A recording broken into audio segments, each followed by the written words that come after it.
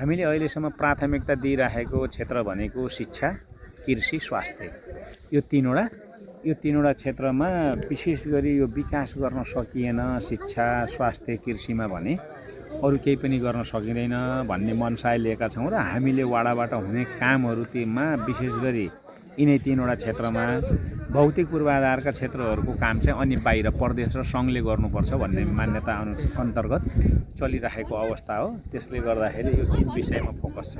अब भूगोलको अवस्था भनेको त्यो एकदम पुनर्वास कम्पनीले राखेको निकै राम्रो हो र तपाईँ समग्रतामा अब कति ओगट छ 8वटा वार्ड मध्ये भन्ने तरिकाले सोध्नु भएको हो भने हाम्रो 101.91 वर्ग किलोमिटर क्षेत्रफल खजुरा गाउँपालिकाको समग्र हो भने खजुरा 2 को अब तपाईको 18.37 वर्ग किलोमिटर क्षेत्रफल ओगट्छ। खजुरा गाउँपालिकाको जनसङ्ख्या 64,908 हो भने जनसङ्ख्याका हिसाबले 10,544 जना त्यहाँको जनसङ्ख्या छ। सामुदायिक स्कुलहरू 6वटा छन्, 3टा मावि छन्, 3टा प्रावि छन्। अरु संस्थागत हैन निजी स्कुलहरू पनि त्यहाँ 3-4वटा स्कुल रहेको छ।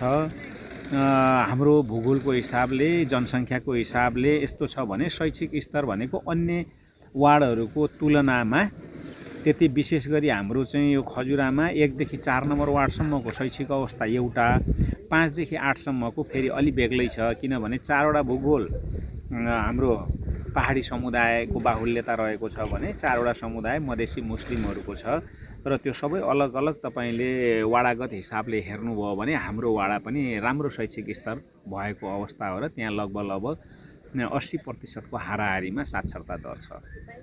आर्थिक स्तरको कुरा गर्दाखेरि पनि सबैले पुनर्वासको जमिन पाएको हो र त्यसरी बेपत्तासँग चाहिँ सुकुम्बासीहरू एकदम विपन्नहरू व्यापक रूपमा अन्यत्र जस्तो छ भन्न मिल्दैन र त्यहाँ तर हुनुहुन्छ। यसको अर्थ फेरि गरिब विपन्न हुनुहुन्छ भन्ने होइन, तर यदि मान्छेले आफै स्वरोजगार बनेर म उत्पादन गरेर खान्छु भन्यो भने अधिकांशको हातमा केही न केही 2-4 कट्ठा भए पनि जमिन रहेको र भूमिहीनै भएका मान्छेहरूको जनसङ्ख्याका हिसाबले न्यून हुनुहुन्छ। तथापि कति लालपूर्जा भएको नभएको भन्छन् त सुकुम्बासी ऐलानी जग्गाहरू भए पनि कमाइराखेका र केही प्रतिशत थोरै 1-2-3% जतिको हाराहारीको जनसङ्ख्या होला, सायद एकदमै चाहिँ भूमिहीन भएको त्यस्तो अवस्था हो। चुनौती भनेको सबैभन्दा यो मेरो वार्डमा भएको चुनौती नै समग्र देशको चुनौती होला। एउटा चाहिँ जो स्लोगन बढ्यो नि यो देशमा केही हुन्न भन्ने छ, केही हुन्न होइन भीषण हुन्छ, हामी केही नगरिकनै केही हुन्न भनेका छौँ।